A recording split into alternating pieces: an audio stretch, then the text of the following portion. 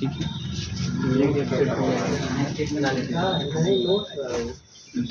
फिर से एक बार स्टेटमेंट लिखिए, फिर प्रूफ लिखिए। चलिए, कॉची थ्योरम का हेडिंग करिए, कॉची थ्योरम। ठीक है, स्टेटमेंट में प्रूफ दोनों करवा देते हैं। वैसे आपको प्रूफ से बहुत वैसे मतलब तो है नहीं यहाँ पे, एमसीक्यू का है, लेकिन जान लीजिए। देखिए इसमें आप लोग if a function F z is analytic, उस दिन क्वेश्चन में बताए थे आप लोगों को, if a function F z is analytic and single valued inside and on a simple closed contour capital C, inside and on a simple closed contour C, then integration fz dz over C is equal to 0. Then integration fz dz over C is equal to 0. ठीक है। देखिए अब एक बताया था आप लोगों की, अगर मान लीजिए कोई ऐसा फंक्शन है हमारे पास, ठीक है, fz ऐसा सिंगल वैल्यूड फंक्शन है, ठीक है, कॉम्प्लेक्स वेरिएबल फंक्शन तो है, सिंगल वैल्यूड फंक्शन होना चाहिए आपका, ऐसा होना चाहिए कि जो किसी भी क्लोज कंटूर सी के अंदर और उसके बाउंड्री पर के हर एक पॉइंट पे क्या हो, एनालिटिक हो। मतलब समझ रहे हैं, मतलब कि ऐसा कोई पॉइंट उस बाउंड्री पर या उस कर्व के अंदर ऐसा एग्जिस्ट नहीं करना चाहिए जिस पर हमारा एफजेड एनालिटिक ना हो। ऐसा कोई पॉइंट नहीं मिलना चाहिए। अगर ऐसा पॉइंट नहीं मिलता है, मतलब हमारा जो एफजेड है वह क्लोज कंटूर सी के अंदर और उसके बाउंड्री पर हर एक पॉइंट पर एनालिटिक है, तो ऐसे केस में इंटीग्रेशन एफजेड डीजेड की वैल्यू क्या आएगी, 0 आएगी। इस केस में करते क्या है, इस केस में जब भी कोई ऐसा क्वेश्चन देता है, जब हमें इंटीग्रेशन एफजेड डीजेड की वैल्यू फाइंड करनी होती है, तो आप एफजेड जो फंक्शन दिया होता है वहाँ से आप सिंगुलरिटी निकालते हो, मतलब आप जेड की ऐसी वैल्यू पता करते हो जिस पर फंक्शन एनालिटिक नहीं होता है या नॉट डिफाइंड होता है। अब फिर देखते हो कि वो जो जेड की वैल्यू है वह जो क्लोज कंटूर सी है उसके बाहर है कि उसके अंदर या उसकी बाउंड्री पर है। अगर जो सिंगुलरिटी आपको वहाँ दिख रही है, अगर वो क्लोज कंटूर सी के बाहर है, इसका मतलब कि अंदर और बाउंड्री के हर एक पॉइंट को एनालिटिक है, तो डायरेक्ट उसकी वैल्यू है ना, बाई कॉची थ्योरम आप 0 बोल दोगे। यही ध्यान देना होता है आपको, यही करना है। ऐसे क्वेश्चन अब कॉम्पिटिटिव एग्जाम में एमसीक्यू में आपको आएंगे, बहुत निश्चित 100% आएंगे। कॉची थ्योरम बेस्ड 100% क्वेश्चन आएगा, Cauchy integral formula based 100% question आएगा, इसमें कोई डाउट नहीं है। बात समझ में आ रही है? क्वेश्चन 100% आने वाला है आपके एमसीक्यू में, और 2-4 ठो दिखाई देगा कम से कम। ठीक है, तो ये चीज़ें हैं यहाँ पे। और अगर मान लीजिए अब इसी में क्या होता है कि अगर मान लीजिए कोई फंक्शन हमारा एफजेड ऐसा होगा कि उसका सिंगुलरिटी निकाले और वो क्लोज कंटूर सी के अंदर या उसकी बाउंड्री पर आ गया, मतलब ऐसा कोई 1 या 2 पॉइंट आपको मिल गया है ना जिस पर फंक्शन एनालिटिक ना हो, है ना, in and on a close contour C, तो ऐसी स्थिति में कॉची थ्योरम अप्लाई नहीं करते, तब वहाँ अप्लाई करते हैं कॉची इंटीग्रल फार्मूला, तब वहाँ के लिए कॉची इंटीग्रल फार्मूला होता है। तो देखिए अब इस थ्योरम को प्रूव करने के 2-3 तरीके हैं, लेकिन जो सबसे इजीएस्ट मेथड है वह है बाय अप्लाई ग्रीन्स थ्योरम। जैसे आप लोगों ने गॉस स्टोक्स और ग्रीन्स थ्योरम पढ़ा हुआ था, है ना, उसमें वेक्टर कैलकुलस में, है ना, उसी ग्रीन्स थ्योरम का इस्तेमाल अगर यहाँ पे हम करके इसको सॉल्व करेंगे तो बहुत इजीली प्रूफ हो जाएगा। ठीक है, तो सबसे पहले काम करते हैं कि आपको याद दिलाने के लिए आप प्रूफ में पहले हेडिंग कर लीजिए ग्रीन्स थ्योरम, ताकि आप उसको एक बार लिख लें, जान लें कि ग्रीन्स थ्योरम क्या होता है, फिर उसको हम अप्लाई करके दिखाएंगे। आप ग्रीन्स थ्योरम का स्टेटमेंट लिख लीजिए। लिखिए इफ p ब्रैकेट में xy, मतलब p भी xy का फंक्शन हो एंड q ये भी xy का फंक्शन हो। If p is the function of x, y, q is the function of x, y, डेभा q अपॉन डेभा x, डेभा q अपॉन डेभा x, डेभा p अपॉन डेभा y, डेभा p अपॉन डेभा y, all are continuous function of x and y, all are continuous function of x and y in a closed contour capital C, in a closed contour capital C, then integration p dx plus q dy over C is equal to double integration डेभा q upon डेभा x minus डेभा p upon डेभा y और d x d y. ये आपका Green's theorem का statement जो आप वेक्टर कैलकुलस में पढ़े। अब इसी का इस्तेमाल हम लोग करेंगे यहाँ पे, और इसी का यूज करके हम आसानी से है ना अपने कॉची थ्योरम को प्रूफ कर लेंगे। ठीक है, अब ध्यान दीजिए, हमको ये चीज प्रूफ करना है कि integration f z d z is equal to 0। ठीक है, ये चीज। अब देखो इसमें जो एफ जेड होता है आपको पता होना चाहिए कि एफ जेड होता है वो यू प्लस आई बी के फॉर्म में देखा जाएगा। मैंने बोला था आपको यहाँ पे कोई भी फंक्शन आपको दिखाई देगा एफ जेड के रूप में, वो कॉम्प्लेक्स वेरिएबल फंक्शन होगा 100%। कॉम्प्लेक्स वेरिएबल फंक्शन होगा। जो कॉम्प्लेक्स वेरिएबल फंक्शन होते हैं वो यू प्लस आई बी के फॉर्म में लिखे जाते हैं। इसको मैं और अच्छे से लिखूँ तो u is the function of x comma y और प्लस आई भी is the function of x comma y. अब इसमें स्टेटमेंट के अकॉर्डिंग यह है कि जो f z is analytic in and on a close contour C, ये स्टेटमेंट में बोला है। ये एफ जेड हमारा एनालिटिक है is and on a close contour C. तो if f z is analytic, if f z is analytic, अगर f z analytic है तो याद रखिएगा which implies F z is differentiable, है ना। जो फंक्शन एनालिटिक होता है वो डिफरेंशिएबल होता है, क्योंकि एनालिटिक का डिफिनेशन आपने पढ़ा हुआ है, डिफरेंशिएबल। और जो फंक्शन डिफरेंशिएबल होता है वो कंटिन्यूअस भी होता है। तो एफ जेड इज कंटिन्यूअस, तो एफ जेड कंटिन्यूअस भी होगा। एफ जेड हमारा continuous, f z is equal to u plus i भी है। तो अगर एफ जेड कंटिन्यूअस है ना तो याद रखिएगा u and b both are continuous. यही लाइन सर इस वीडियो में पूछा था क्वेश्चन। ठीक है, u and b both are continuous, u भी कंटिन्यूअस भी कंटिन्यूअस, डेरिवेटिव कंटिन्यूअस। बस समझ में आ रही है। अब यू और भी दोनों कंटिन्यूअस हमारे हो गए। अब यू भी कंटिन्यूअस है, भी कंटिन्यूअस है। तो एक चीज याद रखिएगा कि जो डेभा यू अपान डेभा एक्स है, डेभा यू अपान डेभा वाई, डेभा भी अपान डेभा एक्स एंड डेभा भी अपान डेभा वाई आर कंटिन्यूअस। इसमें कोई डाउट नहीं, ये सब कुछ जानिए आप, ये सभी कंटिन्यूअस होंगे। अब इन सब का यूज अगर हम करें तो ग्रीन्स थ्योरम का काम हो गया। ग्रीन्स थ्योरम क्या कहता है कि P कोई एक्स वाई का फंक्शन हो, Q कोई एक्स वाई का फंक्शन हो, डेभा Q अपान डेभा एक्स, डेभा P अपान डेभा वाई, है ना। अगर ये सब कंटिन्यूअस हो, यही ना बोला गया है कि अगर ये चारों कंटिन्यूअस हो देने अप्लाई करते हैं। तो यहाँ पे देखो u is the function of x, y एकदम p की तरह है, p x, y, u is the function of x, y, v is the function of x, y and u and v both are continuous, p and q both are continuous.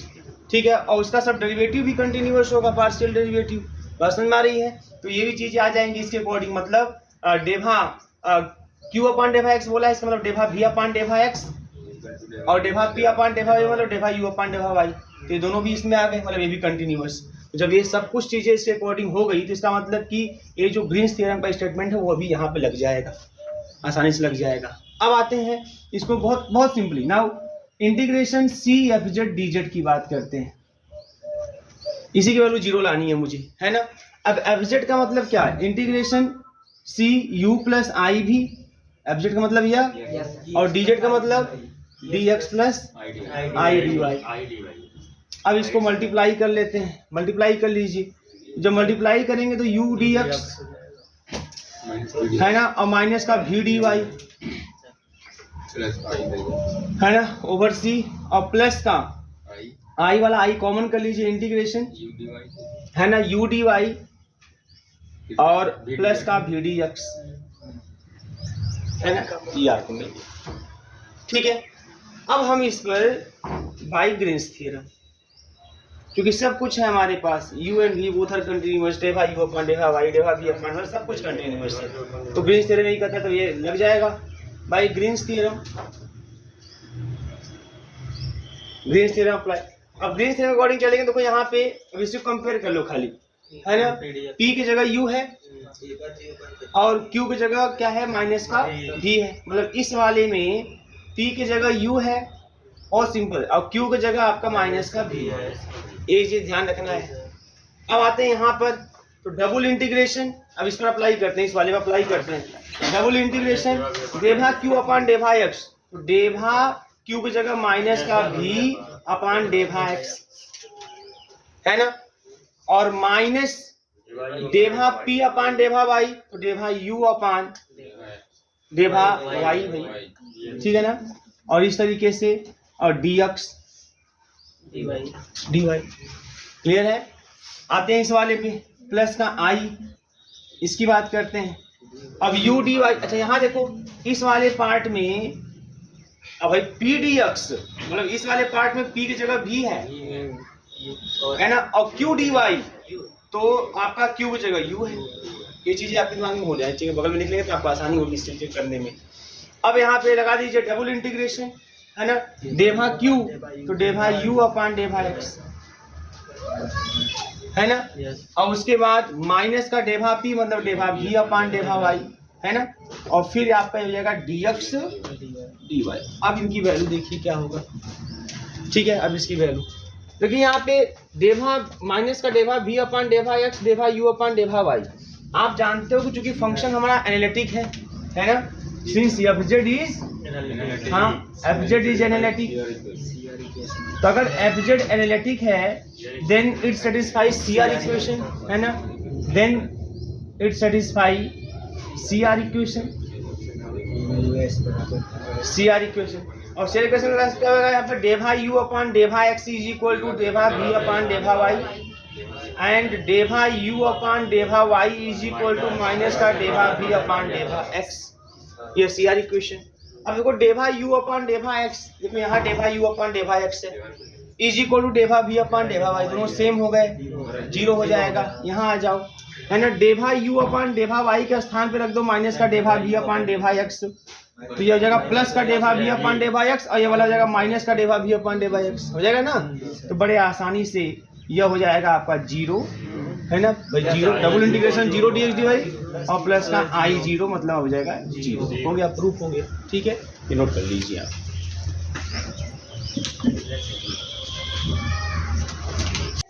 दो बात का ध्यान दीजिएगा यहाँ पे। अब अगला मैं कॉची इंटीग्रल फार्मूला की तरफ बढ़ूंगा, लेकिन कॉची इंटीग्रल फार्मूला पर जाने के पहले दो स्टेटमेंट मैं ऐसे बता दे रहा हूँ, आप ऐसे जान लेंगे।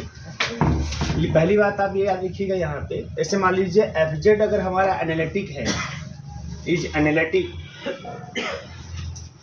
इन डोमेन डी, इसी डोमेन डी में एफ जेड हमारा कोई फंक्शन कॉम्प्लेक्स वेरिएबल फंक्शन है जो एनालिटिक है, ठीक है ना। अब मान लीजिए वो आपका यही है आपका डोमेन डी, ठीक है, ऐसे ही मान लेते हैं। अब इस डोमेन डी के अंदर कोई दो पॉइंट है हमारे पास, ठीक। अब इस पॉइंट के लिए मान लीजिए आप इस पॉइंट से इस पॉइंट पे जा रहे हैं अलोंग द कर्व C1 और फिर आप इस पॉइंट से इस पॉइंट की तरफ आ रहे हैं मान लीजिए अलोंग द कर्व C2, कैसे भी कोई समस्या नहीं, बस समझ मारिए। तो integration f z d z along curve C1 is equal to integration f z d z along curve C, ये दोनों रिजल्ट सेम आएंगे, लेकिन कब, जब हमारा जो एफ जेड हो इस डोमेन डी में एनालिटिक है, उसके अंदर ये दोनों कर्व होनी चाहिए, बस समझ में ना, उसके अंदर ये दोनों कर्व होने चाहिए। दूसरी चीज आपको ये ध्यान रखनी है वही सेम तरीके से कि अगर मान लीजिए एफ जेड एनालिटिक है, f z is analytic, analytic inside and on a closed contour C, closed contour C, तो ऐसे स्थिति में देन आपको देखो ये रिजल्ट भी, ऐसे मान लीजिए ये हमारा C है, ठीक है, और इसके अंदर मान लीजिए एक और कर्व मैंने ड्रॉ कर दिया C1 नाम से इसी डोमेन के अंदर, तो ऐसी स्थिति में ये भी रिजल्ट आपको सेम दिखाई देंगे। F z d Z along the C is equal to integration f z d Z along C। ये इन रिजल्ट के बारे में आपको इन्फॉर्मेशन होनी चाहिए, है ना, बहुत सिंपल, इसको प्रूफ भी आसानी से किया जा सकता है, बहुत बड़ी बात नहीं है, बट बहुत प्रूफ की तरफ नहीं जाते इसमें। आप देखेंगे तो आपको आसानी से समझ में आ जाएगा, बुक में ही समझ में आ जाएगा, कोई दिक्कत नहीं, आप पूछ भी सकते हैं, कोई दिक्कत नहीं, है ना। बहुत लेकिन बहुत आसान है, आप इसको दिमाग में रख लीजिएगा, क्योंकि इसको यूज करके ही हम लोग कॉची इंटीग्रल फार्मूला को कर सकते हैं, ठीक है। और चूंकि स्टेटमेंट इसलिए मैं हल्का सा इसको दिखा दिया आपको, ताकि उसका मान लीजिए आपके MCQ में भी कुछ ऐसा दे दे बना के, तो अब भी आप समझ जाएंगे, ठीक है। बस मेन यही चीज़ है कि उस क्लोज कंटूर सी या उस डोमेन डी में हमारा एफ जेड एनालिटिक होना चाहिए। अगर है तब उस डोमेन डी के अंदर कोई दो पॉइंट है, उस दो पॉइंट के थ्रू अगर मान लीजिए आप ए से बी की ओर C1 कर्व के अलॉन्ग जाते हैं और बी से ए की ओर C2 कर्व के अलॉन्ग जाते हैं, तो ऐसी स्थिति में दोनों रिजल्ट सेम होंगे। तो अगर मान लीजिए एफ जेड एनालिटिक है in and on close contour C और उसके अंदर ही अगर हम कोई कर्व ले लेते हैं, है ना, तो जो उस सी के along F z d z की वैल्यू आएगी वही C1 के अलांग भी integration f z d z की वैल्यू आएगी। बस समझ में आ रही है? जी सर। ये दोनों आपके दिमाग में होना चाहिए। हल्का सा अगर हिंट लेना है कर लीजिए। तो ऊपर में 3 4 बत्ती जैसे रखी है। हाँ हाँ, ऐसे ही, ऐसे और भी ले लें इसमें कर्व, इसमें अगर और भी कर्व ले लें तब पर भी सबके लिए सेम आएगा, सबके लिए सेम आएगा। ठीक है,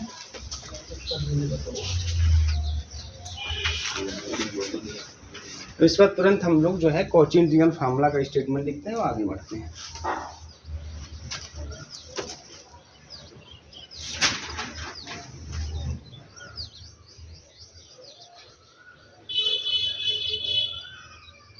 ठीक है, इसके अंदर और भी कर्व लेंगे C2 C3 C4 ऐसा करके ना, हर के अलॉन्ग वैल्यू क्या आएगी? सेम।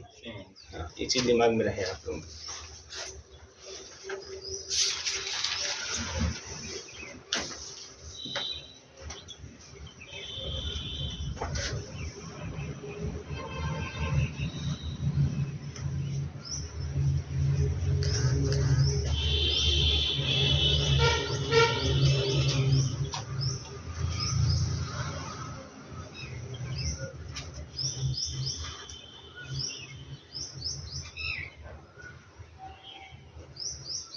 हो गया? चलिए अब आप एक लिखिए, हेडिंग करिए Cauchy integral formula. Cauchy integral formula.